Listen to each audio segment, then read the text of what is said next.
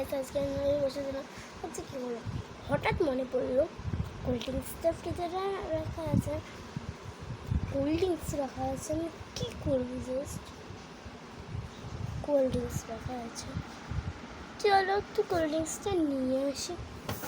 কিন্তু আমার একটা ম্যাজিক আছে, ম্যাজিক সারপ্রাইজ হয়ে গেল আমার কাছে কোল্ড ড্রিঙ্কস।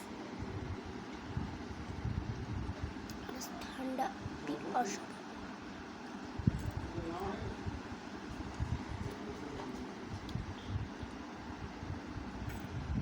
দেখো না, এটা কোল্ড ড্রিঙ্কস না, দেখো দেখো জাহাজগুলো উঠছে, দেখো হ্যাঁ